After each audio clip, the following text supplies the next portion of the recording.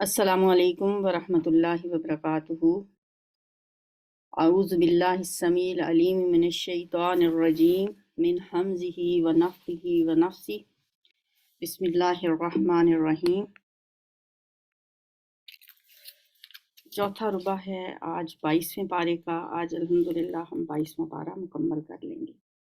یا ایہا الناس انتم الفقراء الی اللہ واللہ هو الغنی الحمید۔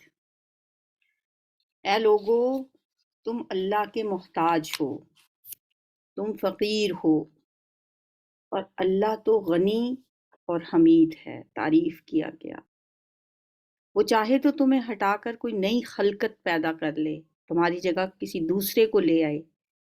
ان یشاء یذہبکم ویأتی بخلق جدید، وہ یہ بھی کر سکتا ہے۔ ایسا کرنا اللہ کے لیے کچھ مشکل نہیں ہے۔ ولا تزر وازرۃ وزر اخری، قیامت کے دن کیا ہوگا؟ کوئی بوجھ اٹھانے والا کسی دوسرے کا بوجھ نہیں اٹھائے گا۔ وَإِن تَدْعُ مُثْقَلَةٌ إِلَىٰ حِمْلِهَا، اور اگر کوئی بوجھ سے لدا ہوا شخص اپنا بوجھ اٹھانے کے لیے پکارے گا کہ کوئی میری مدد کر دے، تو اس کے بوجھ کا ایک ادنا حصہ بھی ہٹانے کے لیے کوئی نہیں آئے گا، چاہے وہ قریب ترین رشتہ دار ہی کیوں نہ ہو۔ اس دنیا میں تو سب پہنچ جاتے ہیں نا، جب انسان کسی مصیبت میں ہوتا ہے، پریشانی میں ہوتا ہے، کسی بعض اوقات قرض کے بوجھ تلے دبا ہوا ہوتا ہے، یا کسی اور بوجھ سے بلبلا رہا ہو، تو انسان کے رشتہ دار، عزیز، دوست اس کی مدد کے لیے حاضر ہو جاتے ہیں۔ لیکن وہاں ایسا کوئی نہیں ہوگا۔ وَلَوْ كَانَ ذَا قُرْبَىٰ إِنَّمَا تُنذِرُ الَّذِينَ يَخْشَوْنَ رَبَّهُم بِالْغَيْبِ۔ اے نبی صلی اللہ علیہ وسلم، آپ صرف انہی لوگوں کو ڈرا سکتے ہیں جو بے دیکھے اپنے رب سے ڈرتے ہیں۔ یخشون ربہم بالغیب، اللہ کو کسی نے نہیں دیکھا، اس کے باوجود جن کے دلوں میں خشیت ہو، اللہ کا ڈر ہو، آپ کی باتوں کا اثر، آپ کا متنبع کرنا، آپ کا ڈرانا بھی انہی کے لیے فائدہ مند ہو سکتا ہے۔ وَأَقَامُوا الصَّلَاةَ، اور نماز قائم کرتے ہیں۔ وَمَن تَزَكَّىٰ فَإِنَّمَا يَتَزَكَّىٰ لِنَفْسِهِ، جو شخص بھی پاکیزگی اختیار کرتا ہے اپنی ہی بھلائی کے لیے کرتا ہے۔ تزکیہ نفس، زکوٰۃ کا جو لفظ ہوتا ہے نا، اس کے دو معنی ہوتے ہیں، ایک تزکیہ مال کے لیے آتا ہے اور دوسرا تزکیہ نفس کے لیے آتا ہے۔ یعنی زکوٰۃ کا لفظ دونوں جگہوں پہ استعمال ہو سکتا ہے۔ یہاں پہ تزکیے کی بات ہو رہی ہے، تزکیہ نفس کی، کہ جو اپنے نفس کو علائشوں سے، برائیوں سے پاک کرتا ہے تو اس کا فائدہ کسی کو نہیں ہوتا، اسے اپنے آپ کو ہی اس کا فائدہ پہنچتا ہے۔ وَإِلَى اللَّهِ الْمَصِيرُ، اور پلٹنا سب کو اللہ ہی کی طرف ہے۔ وَمَا يَسْتَوِي الْأَعْمَىٰ وَالْبَصِيرُ وَلَا الظُّلُمَاتُ وَلَا النُّورُ وَلَا الظِّلُّ وَلَا الْحَرُورُ، نہ تو اندھا اور آنکھوں والا برابر ہو سکتے ہیں، نہ ہی تاریکی اور روشنی یکساں ہو سکتی ہے، اور نہ ہی ٹھنڈی چھاؤں اور دھوپ کی تپش ایک جیسی ہے۔ وَمَا يَسْتَوِي الْأَحْيَاءُ وَلَا الْأَمْوَاتُ، اور نہ زندہ اور مردہ مساوی ہو سکتے ہیں۔ زندہ کون ہے؟ جس کا دل زندہ ہے، کیونکہ مردہ دل والا انسان تو زندہ نہیں ہوتا۔ جن کا ضمیر ہی مر گیا ہو اسے پھر مردہ کہا گیا ہے، اور یہ دونوں برابر نہیں ہو سکتے۔ شاعر نے بھی کہا نا، دل مردہ دل نہیں ہے، اسے زندہ کر دوبارہ۔ ان اللہ یسمع من یشاء وما انت بمسمع من فی القبور، اللہ جسے چاہتا ہے سنواتا ہے، مگر اے نبی صلی اللہ علیہ وسلم، آپ ان لوگوں کو نہیں سنا سکتے جو قبروں میں مدفون ہیں۔ یعنی اگر اللہ چاہے تو وہ پتھروں کو بھی سنوا دے، اگر اللہ کی مشیت ہو، لیکن رسول صلی اللہ علیہ وسلم کے بس کا یہ کام نہیں ہے کہ جن لوگوں کے ضمیر مردہ ہو چکے ہیں ان کے دلوں میں وہ اپنی بات اتار سکے، اور جو بات سننا ہی نہ چاہتے ہوں ان کے بہرے کانوں کو وہ کیسے صدائے حق سنا سکتے ہیں؟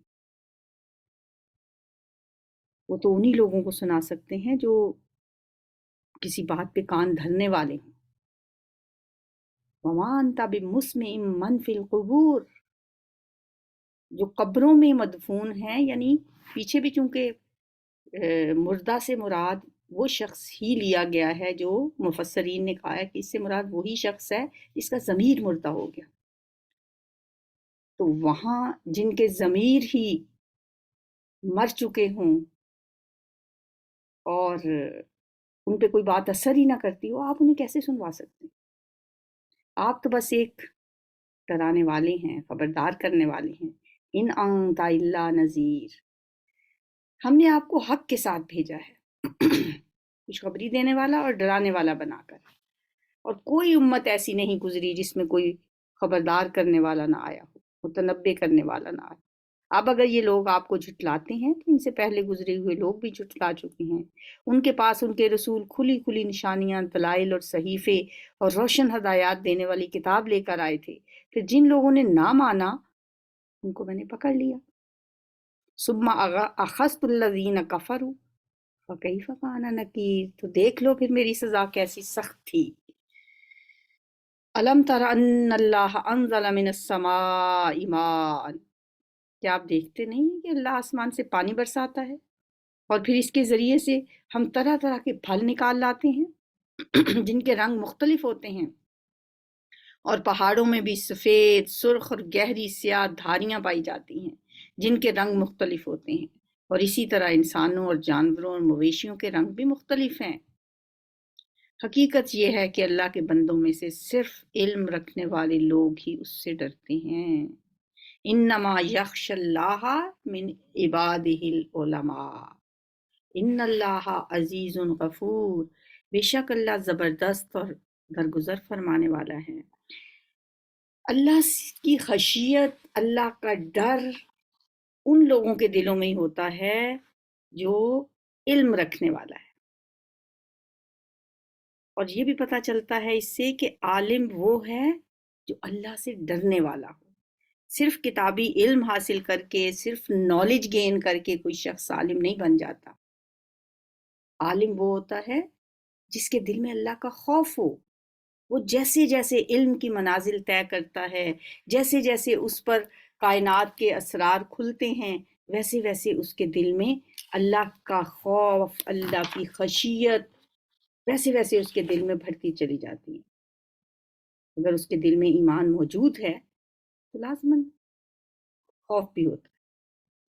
پھر جس قدر اس کے علم میں اضافہ ہوتا ہے، وہ حیوانات کے بارے میں علم ہو، نباتات کے بارے میں ہو، ارضیات کے بارے میں ہو، زمین و آسمان کی وسعتوں کے بارے میں وہ جتنا جتنا جانتا ہے، کائنات کے دوسرے اسرار و رموز کے بارے میں اس کا مطالعہ جتنا وسیع ہوتا ہے، اسی قدر اس کے دل میں اللہ کی عظمت، اللہ کی خشیت بڑھتی چلی جاتی ہے۔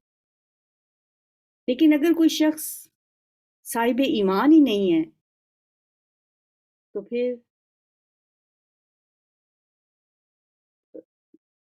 وہ اللہ کا ڈر بھی اس کے دل میں نہیں ہوتا۔ جیسے آج کے سائنسدانوں کی آپ مثال لے لیں جو غیر مسلم ہیں، نئے نئے مشاہدات کرتے ہیں اور عجیب و غریب رازوں سے پردے اٹھاتے ہیں، مگر اس ساری تحقیق کے دوران انہیں اللہ کہیں نظر نہیں آتا۔ اللہ کی عظمت کو وہی شخص پہچان سکتا ہے جس کے اندر ایمان ہوتا ہے۔ تو اس لیے یہاں یہی فرمایا گیا ہے کہ اللہ سے ڈرنے والے، اللہ کی خشیت اختیار کرنے والے لوگ جو ہوتے ہیں علماء ہی ہوتے ہیں۔ یہاں علماء سے مراد صرف دینی علم نہیں ہے، سائنس کا علم، ہر قسم کا علم۔ مومن بندہ جب علم حاصل کرتا ہے تو اس کو ہر چیز میں پھر اللہ ہی نظر آتا ہے۔ ان الذین یتلون کتاب اللہ واقاموا الصلاۃ وانفقوا مما رزقناہم سرا وعلانیۃ یرجون تجارۃ لن تبور، جو لوگ اللہ کی کتاب کی تلاوت کرتے ہیں، نماز قائم کرتے ہیں، جو کچھ ہم نے انہیں دیا ہے اس میں سے کھلے اور چھپے خرچ کرتے ہیں، یقیناً وہ ایک ایسی تجارت کی امید رکھتے ہیں جس میں ہرگز خسارہ نہ ہوگا۔ اس تجارت میں انہوں نے اپنا سب کچھ اس لیے کھپایا ہے تاکہ اللہ ان کے اجر پورے کے پورے ان کو دے اور مزید اپنے فضل سے ان کو عطا فرمائے۔ بے شک اللہ بخشنے والا اور قدردان ہے۔ انہو غفور شکور۔ اے نبی صلی اللہ علیہ وسلم، جو کتاب ہم نے آپ کی طرف وحی کے ذریعے سے بھیجی ہے وہی حق ہے، تصدیق کرتی ہوئی آئی ہے ان کتابوں کی جو اس سے پہلے آئی تھیں۔ پھر ان اللہ بعبادہ لخبیر بصیر، بے شک اللہ اپنے بندوں کے حال سے باخبر ہے۔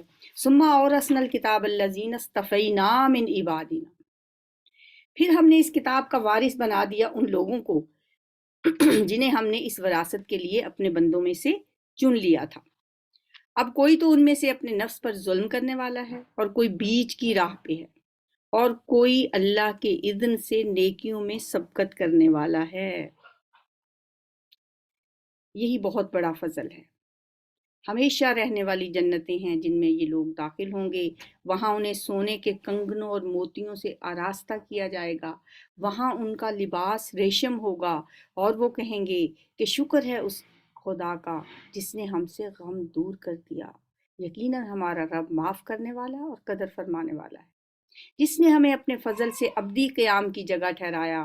اب یہاں نہ تو ہمیں کوئی مشقت پیش آتی ہے اور نہ تھکان لاحق ہوتی ہے۔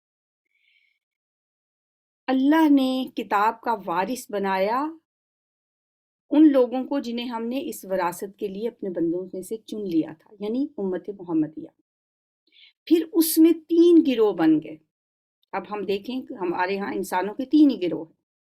کوئی ان میں سے اپنے نفس پہ ظلم کرنے والا ہے، فَمِنْهُمْ ظَالِمٌ لِنَفْسِهِ، یعنی گناہ پہ گناہ، شرک پہ شرک، اللہ کو بھولا ہوا، اللہ کی رسولوں کا انکار کرنے والا، ایک تو وہ ہے۔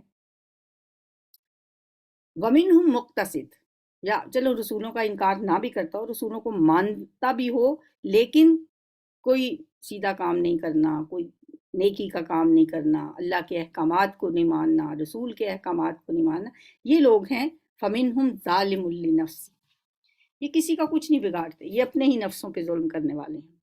دوسرا ان لوگوں کا گروہ ہے وَمِنْهُمْ مُقْتَصِد، جو معتدل ہیں، درمیانی راہ پہ ہیں، کچھ گناہ بھی ہو گئے تو فکر پڑ گئی، معافی مانگ لی، پھر کچھ نیکیاں کر لیں، پھر بین بین چلنے والے۔ اور تیسرا گروہ ان لوگوں کا ہے وَمِنْهُمْ سَابِقٌ بِالْخَيْرَاتِ بِإِذْنِ اللَّهِ، جو نیکیوں میں سبقت کرنے والے ہیں، آگے بڑھنے والے ہیں، وَالسَّابِقُونَ السَّابِقُونَ، آگے ہی آگے جانے والے، اور وہ اللہ کے اذن کے بغیر ایسا ممکن نہیں۔ سابقم بالخیرات کے ساتھ باذن اللہ بھی آیا، یہ اللہ کے اذن سے، اللہ کی توفیق سے ایسا ہوتا ہے۔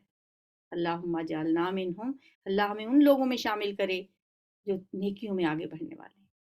ہم نے پیچھے بھی پڑھا سابقو بالخیرات، نیکیوں میں سبقت لے جانے کی کوشش کرو، مقابلے کرنے ہیں تو نیکیوں میں مقابلے کرو، جنت کے حصول کے لیے، لمثل ھذا، اس جیسی جنت کے لیے۔ ایک جگہ پہ جنت کی خوبیاں بتا کے اللہ تعالیٰ فرماتے ہیں مثل ھذا، اس جیسی جنت کے لیے دوڑ لگانی ہے تو لگاؤ۔ فاستبقوا الخیرات، نیکیوں میں آگے سے آگے بڑھو، ففروا الی اللہ، اللہ کی طرف دوڑ لگا دو۔ تو وہ جو اللہ کی طرف دوڑ لگانے والے ہیں، وہ جو نیکیوں میں سبقت لے جانے والے ہیں، یہ بڑا فضل ہے ان پہ اللہ کا۔ ذالک ھو الفضل الکبیر، اللہ سے ہمیں ایسا ہی فضل مانگنا چاہیے، اللہ سے ہمیں نیکیوں میں سبقت لے جانے کی توفیق مانگنی چاہیے، کیونکہ یہ بإذن اللہ ہی پاسبل ہے، اسی اللہ کے اذن کے بغیر یہ ممکن نہیں ہے۔ ہم کتنی بھی کوشش کر لیں، بعض اوقات آپ دیکھیں کہ آپ کی پوری کوشش ہوتی ہے کہ آپ اٹھ کے تہجد پڑھ سکیں، اور آپ اٹھ بھی جاتے ہیں، آپ وضو کر کے جائے نماز پہ بھی آ جاتے ہیں، لیکن آپ کو کچھ بھی حاصل نہیں ہوتا، ایسے ہی سوئے سوئے 2-4 ٹکریں مار کے آپ دوبارہ سو جاتے ہیں، ایسا ہوتا ہے نا۔ اللہ کی توفیق اگر ہوگی، اللہ کا اذن ہوگا، تو بعض اوقات آپ کی خود ہی آنکھ کھل جاتی ہے اور خود ہی آپ آتے ہیں اور آپ کو محسوس ہوتا ہے کہ میں اللہ سے ہم کلام ہوں، اللہ میری بات سن رہا ہے، میں اللہ سے بات کر رہی ہوں۔ وہ کبھی کبھی آپ کو ایسی چاشنی، ایسی مناجات کی لذت، عبادت کی حلاوت نصیب ہوتی ہے۔ تو اللہ سے دعا ضرور کرنی چاہیے، اپنی کوششوں پہ نہیں رہنا چاہیے کہ میں یہ کر سکتی ہوں، میں نے اب یہ کر لیا، میں کچھ نہیں کر سکتی۔ وَمِنْهُمْ سَابِقٌ بِالْخَيْرَاتِ بِإِذْنِ اللَّهِ، اور یہ بہت بڑا فضل ہے. ان کو کیا ملے گا؟ جنات عدن یدخلونہا، عدن کی جنتیں، ہمیشہ کی جنتیں، ہمیشہ رہنے والی، جن میں یہ لوگ داخل ہوں گے. وہاں انہیں سونے کے کنگنوں اور موتیوں سے آراستہ کیا جائے گا. جو چیزیں دنیا میں انسان کی کمزوریاں ہیں نا، دنیا میں انسان کو جو چیزیں چاہیے ہوتی ہیں، یعنی جن کو انسان دیکھتا ہے حسرت سے. آپ دیکھیں کوہ نور ہیرا ہے دنیا میں تو بہت نایاب چیز ہے، لیکن جنت میں اللہ اگر ہر کسی کو سونے اور موتی اور ہیرے، اور اللہ کے ہاں کے ہیرے تو پتہ نہیں کیسے ہوں گے. یحلون فیہا من اساور من ذہب ولؤلؤا، سونے کے کنگنوں اور موتیوں سے انہیں آراستہ کیا جائے گا. وہاں ان کا لباس ریشم ہوگا. دنیا میں مردوں کے لیے ریشم منع ہے، لیکن وہاں ان کا لباس ریشم کا ہوگا. جیسے دنیا میں شراب منع ہے، وہاں انہیں شراب کے جام پلائے جائیں گے. وَلِبَاسُهُمْ فِيهَا حَرِيرٌ، ان کا لباس ریشم کا ہوگا. وقالوا الحمد للہ، اور اس وقت وہ کہیں گے اللہ تیرا شکر ہے. الحمد للہ الذی اذہب عنا الحزن، شکر ہے اس اللہ کا جس نے ہم سے غم دور کر دیا. سبحان اللہ. اللہ ہمیں ان لوگوں میں شامل کر لے. اللہم اجعلنا منہم، اللہم اجعلنا منہم، اللہم اجعلنا منہم. ان لوگوں کی ایک اور دعا بھی ہم نے پڑھی تھی، بار بار میں وہ آپ کو سناتی ہوں کیونکہ مجھے خود وہ بہت پسند ہے. اب آج ایک اور ہمیں مل گئی. یہ بھی شکر و سپاس، شکر کا انداز ہے ان لوگوں کا جو جنت میں جائیں گے. مجھے لگتا ہے جیسے جنت کے دروازے پہ پہنچتے ہی کہیں گے وہ، ایک تو یہ کہیں گے الحمدللہ الذی اذہب عنا الحزن ان ربنا لغفور شکور، بے شک ہمارا رب معاف کرنے والا اور قدر کرنے والا ہے. اور دوسرا کیا کہیں گے؟ الحمدللہ الذی ہدانا لہذا وما کننا لنہتدی لولا ان ہدانا اللہ. اللہ ہمیں بھی یہ کہنے والا بنائے. وہ اللہ، وہ قدر کرنے والا ہمارا غفور شکور رب، الذی احلنا دار المقامت من فضلہ، جس نے ہمیں اپنے فضل سے ابدی قیام کی جگہ ٹھہرا دی. اللہ کا فضل قرار دیں گے جنتیوں سے. اور اللہ کیا کہے گا؟ یہ تمہارے اپنے اعمال کا نتیجہ ہے، یہ اس کا نتیجہ ہے جو تم دنیا میں کرتے رہے ہو. سبحان اللہ. اللہ وہ کریڈٹ بندوں کو ہی دے گا. جو عمل تم کر کے آئے ہو یہ اس کے عوض تمہیں مل رہی ہے. اور بندے کیا کہیں گے؟ الذی احلنا دار المقامات من فضلہ، یہ اللہ کے فضل سے ہے. لا یمسنا فیہا نصب ولا یمسنا فیہا لغوب، اب یہاں نہ تو ہمیں کوئی مشقت پیش آئے گی اور نہ ہی تھکان لاحق ہوگی. تو دیکھیں اس جنت کے لیے اس دنیا کی مشقتیں، اس دنیا کی تھکاوٹیں، بے آرامیاں، راتوں کو جاگنا، بستروں سے الگ رہنا، تتجافا جنوبہم عن المضاجع یدعون ربہم خوفا وطمعا، اپنے رب کو خوف اور طمع کے ساتھ پکارتے ہیں. راتوں کو ان کے کروٹیں ان کے بستروں سے الگ رہتی ہیں. سبحان اللہ. ایسے جنتیوں کے لیے پھر اللہ نے وہ کچھ وہاں تیار کر رکھا ہے کہ انسان اس کا تصور بھی نہیں کر سکتا. کچھ باتیں اللہ ہمیں بتا دیتے ہیں کہ دیکھیں وہاں تم یہ کہو گے کہ یہاں اب ہمیں کوئی تھکاوٹ نہیں، کوئی مشقت نہیں. لا یمسنا فیہا لغوب، لا یمسنا فیہا نصب ولا یمسنا فیہا لغوب. سبحان اللہ. والذین کفروا، اب وہی سائمنٹینیس کانٹراسٹ، ایک جو دوسری قسم کے لوگ جو اپنے جانوں پہ ظلم کرنے والے ہیں. یہ تو ہے نا سابقون السابقون، یہ تو فاستبقوا الخیرات والے لوگ ہیں. اب وہ لوگ جنہوں نے اپنے جانوں پہ ظلم کیا، جنہوں نے کفر کیا، ان کے لیے جہنم کی آگ ہے. نہ ان کا قصہ تمام کیا جائے گا کہ وہ ماری جائیں، اور نہ ان کے لیے جہنم کے عذاب میں کوئی کمی کی جائے گی. اس طرح بدلہ دیتے ہیں ہم ہر اس شخص کو جو کفر کرنے والا ہو. وہاں وہ چیخ چیخ کر کہیں گے اے ہمارے رب ہمیں یہاں سے نکال لے تاکہ ہم نیک عمل کریں، ان اعمال سے مختلف عمل کریں جو پہلے کرتے رہے۔ انہیں جواب دیا جائے گا کیا ہم نے تمہیں اتنی عمر نہ دی تھی جس میں کوئی سبق لینا چاہتا تو سبق لے سکتا تھا؟ کیا دنیا میں نے تمہیں اتنی عمر نہیں دی تھی؟ حدیث میں آتا ہے کہ جس شخص کو 60 سال کی عمر دی گئی بس اس کے لیے تو حجت تمام ہو گئی، پھر اس کے پاس کوئی عذر نہیں رہے گا پھر۔ کچھ لوگ تو جوانی میں ہی چلے جاتے ہیں، کچھ لوگ ابھی ابھی ابتدائی عمر میں لڑکپن میں چلے جاتے ہیں، ان کے پاس تو شاید کوئی جواز ہو اور اللہ شاید ان کے اوپر کوئی ہاتھ ہولا رکھے، کیونکہ یہاں اللہ تعالیٰ فرمانے اولم نعمرکم، کیا ہم نے تمہیں اتنی عمر نہیں دی تھی؟ اور وہ جو اتنی عمر ہے نا وہ 60 سال کی عمر ہے۔ نعمرکم ما یتذکر فی، کہ جس میں تم سبق لے سکتے تھے، وجاءکم النذیر، اور تمہارے پاس ڈرانے والا بھی آ چکا تھا، پھر کیوں نہ تم نے مانا؟ آج چیخ چیخ کے کہہ رہے ہیں کہ ہمیں یا اللہ نکال لے یہاں سے، ربنا اخرجنا نعمل صالحا غیر الذی کننا نعمل، جیسے ہم پہلے کام کرتے رہے نا ویسے اب نہیں ہم کریں گے، ایک دفعہ میں واپس لیں۔ اللہم لا تجعلنا منہم، یا اللہ ہمیں ایسے لوگوں میں شامل نہ کر۔ ان سے کہا جائے گا فذوقوا فما للظالمین من نصیر، اب چکھو مزہ، ظالموں کا یہاں کوئی مددگار نہیں۔ ان اللہ عالم غیب السماوات والارض، بے شک اللہ آسمان اور زمین کی ہر پوشیدہ چیز سے واقف ہے، وہ تو سینوں کے چھپے ہوئے راز تک جانتا ہے، وہی تو ہے جس نے تمہیں زمین میں خلیفہ بنایا ہے۔ اب جو کوئی کفر کرتا ہے اس کے کفر کا وبال اسی پر ہے، اور کافروں کو ان کا کفر اس کے سوا کوئی ترقی نہیں دیتا کہ ان کے رب کا غضب ان پر زیادہ سے زیادہ بھڑکتا چلا جاتا ہے۔ کافروں کے لیے خسارے میں اضافے کے سوا کوئی ترقی نہیں ہے۔ وَلَا يَزِيدُ الْكَافِرِينَ كُفْرُهُمْ إِلَّا خَسَارًا، ہے نبی صلی اللہ علیہ وسلم ان سے کہو کبھی تم نے دیکھا بھی ہے اپنے ان شریکوں کو جنہیں تم اللہ کو چھوڑ کر پکارا کرتے ہو؟ مجھے بتاؤ انہوں نے زمین میں کیا پیدا کیا ہے؟ ارونی ماذا خلقوا من الارض، دکھاؤ مجھے کیا پیدا کیا ہے انہوں نے زمین میں یا آسمانوں میں ان کی کیا شرکت ہے۔ اگر یہ نہیں بتا سکتے تو ان سے پوچھو کیا ہم نے انہیں کوئی تحریر لکھ کر دی ہے جس کی بنا پر یہ اپنے اس شرک کے لیے کوئی صاف سند رکھتے ہو؟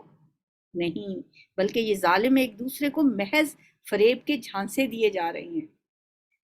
ان اللہ یمسک السماوات والارض ان تزولا، بے شک اللہ آسمانوں اور زمین کو ٹل جانے سے روکے ہوئے ہے، اور اگر وہ ٹل جائیں تو اللہ کے بعد کوئی دوسرا انہیں تھامنے والا نہیں ہے۔ بے شک اللہ بڑا حلیم اور درگزر فرمانے والا ہے۔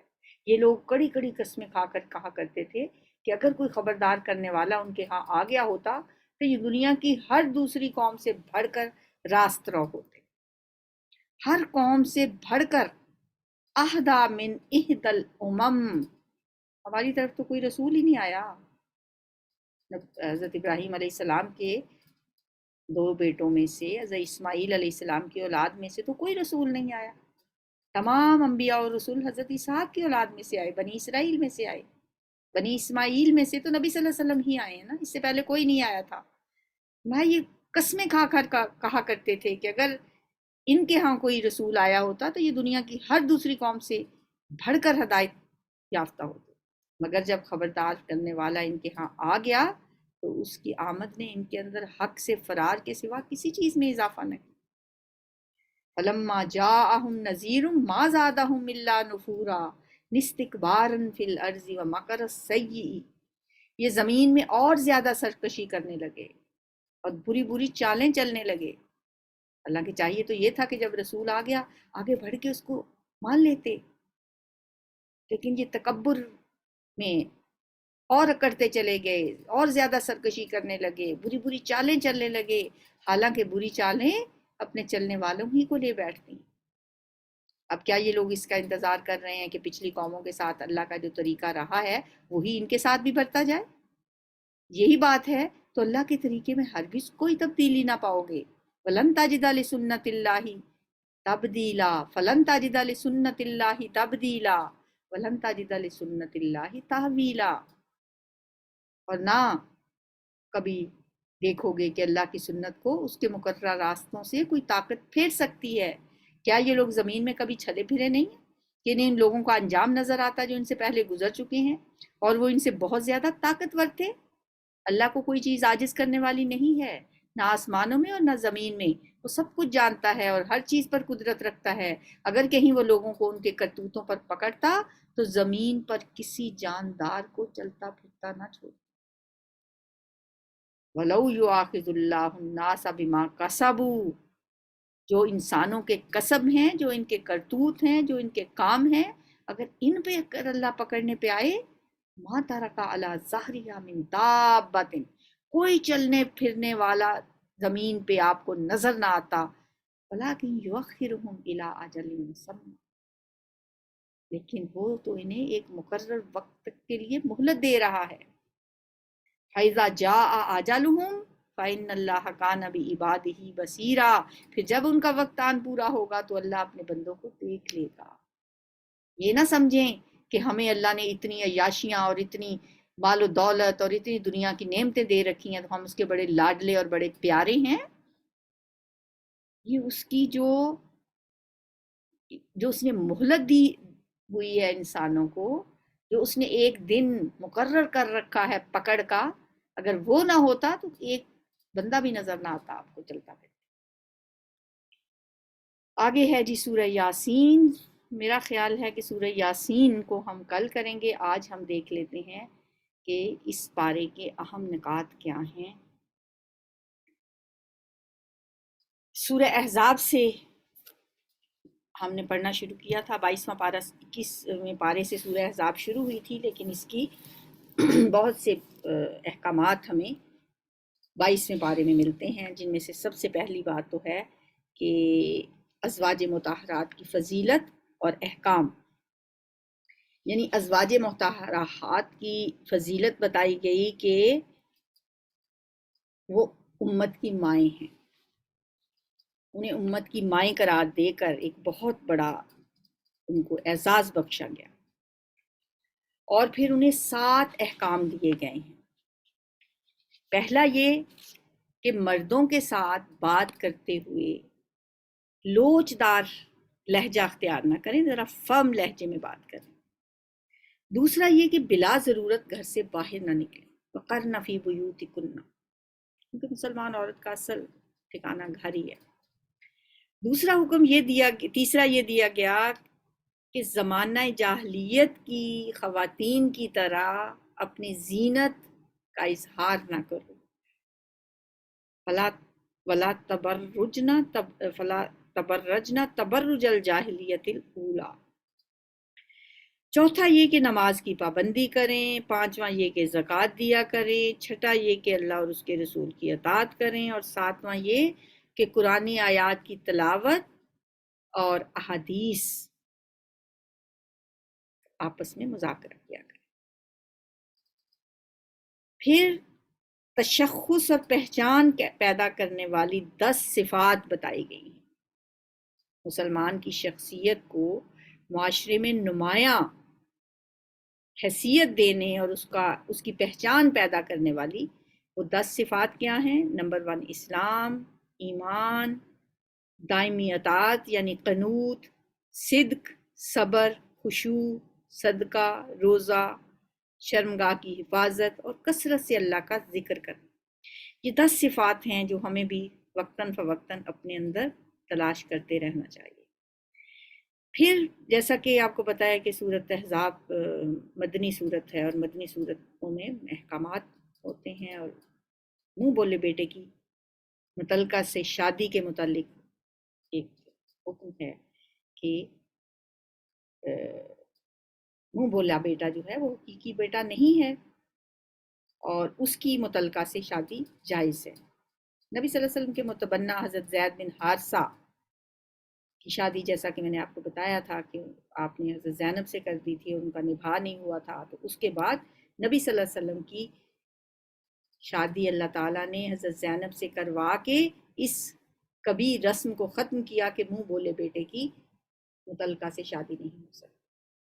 نمبر 4 خصائص نبوت صلی اللہ علیہ وآلہ وسلم، آپ کے بہت سارے خصائص ہیں، یعنی وہ خصوصی باتیں جو صرف آپ کی ذات کے لیے ہیں.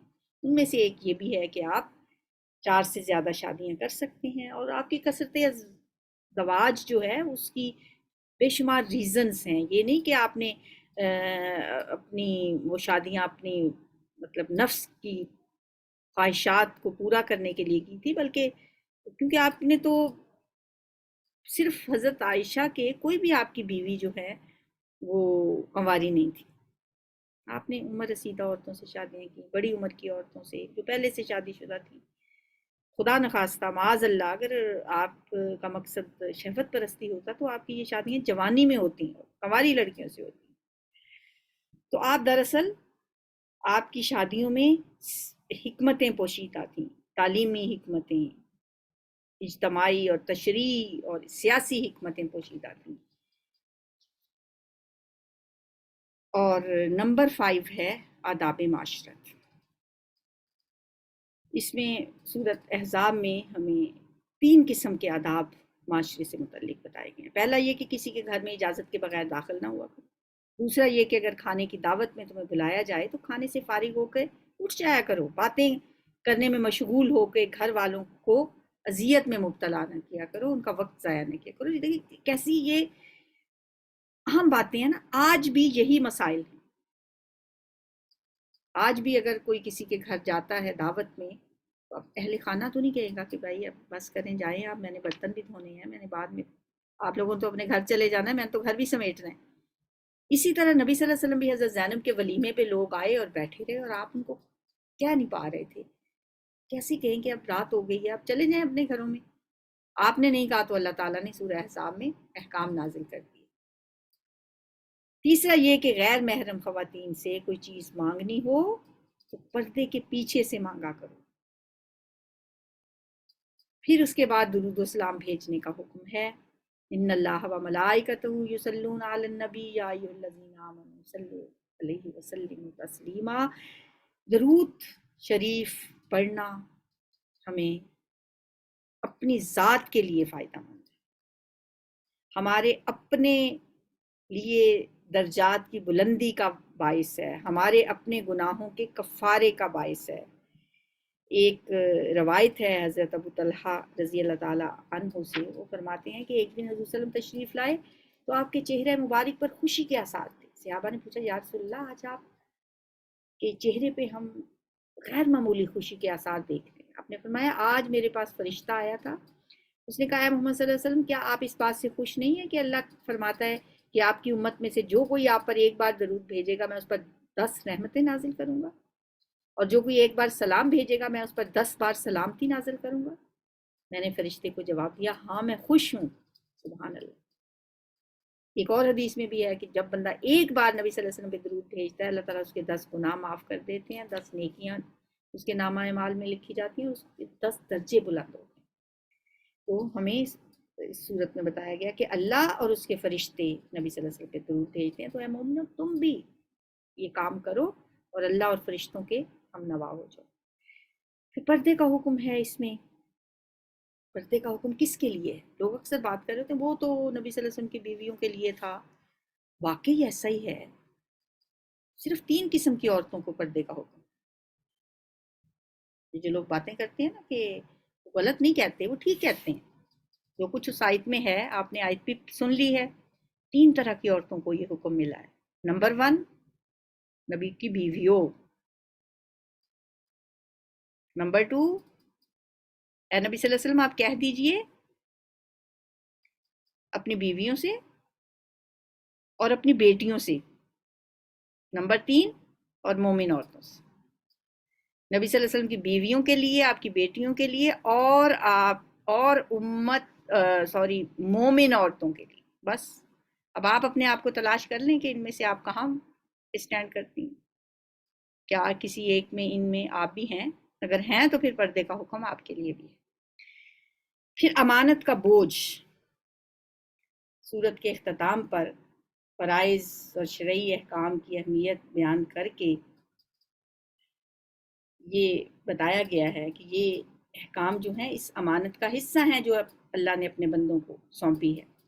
आसमानों और ज़मीन और पहाड़ों ने तो इस अमानत का बोझ उठाने से इनकार कर दिया था, क्योंकि इनके अंदर ये बोझ उठाने की सलाहियत न थी। लेकिन चूंकि इंसान को अल्लाह ने अक्ल फ़िक्र अता की है, खैर और शर में तमीज़ करने की सलाहियत दी है, तो इसने ये बोझ उठा लिया, मगर वो इसका हक अदा नहीं कर सका। सूरह अहज़ाब के बाद सूरह सबा है। इसमें हज़रत दाऊद अलैहिस्सलाम और सुलेमान अलैहिस्सलाम के वाक़यात हैं, और बताया गया है कि वो अल्लाह के शुक्रगुज़ार बंदे थे, जबकि बहुत कम लोग, अल्लाह फरमाते हैं मेरे बंदों में से बहुत कम शुक्रगुज़ार होते हैं। फिर अहले सबा की नाशुक्री का अंजाम बताया गया। वही मलका सबा की बात है कि उनको अल्लाह ने बेशुमार नेमतों से नवाजा था, लेकिन उन्होंने नाशुक्री की और उनका अंजाम क्या हुआ।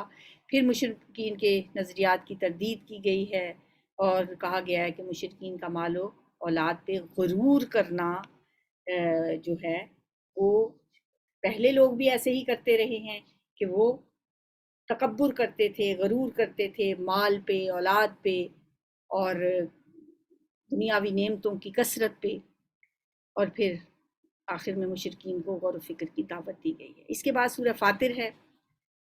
खाल के कायनात की हम्दो सना, यानी सूरत का आगाज़ होता है हम्दो सना से, फिर उसका खालिक होना, कायनात की तख्लीक अल्लाह ने जिस तरह से की है, जैसे उसने पैदा किया इंसानों को और कायनात की बाकी चीज़ों को, उसका तज़किरा है। और फिर मरने के बाद की ज़िंदगी पर दलाइल हैं, और उसके बाद ईमान और कुफ्र के दरमियान मिसालों से फ़र्क वाज़ेह किया गया है। कुदरत की बेशुमार निशानियाँ और किताब मंजूर, यानी ये दुनिया जो कायनात हमें नज़र आती है, ये किताब मंजूर है और लिखी हुई किताब यानी कुरान है। खशियत रखने वाले, ये वाली बातें जो हैं ये आज हमने पढ़ी हैं, ये तो सब आपको पता ही है। और फिर अमल की बातें हैं कि हम दुरूद शरीफ की कसरत करेंगे, पर्दे के अहकाम पर अमल करेंगे, कूलू कौलन सदीदा, बात करेंगे तो सीधी बात करेंगे, बात घुमा फिरा के नहीं करनी और झूठ नहीं बोलना। सुबहानकल्लाहुम्मा व बिहम्दिका नशहदु अन ला इलाहा इल्ला अंता नस्तगफिरुका व नतूबु इलैक। अस्सलामु अलैकुम व रहमतुल्लाह।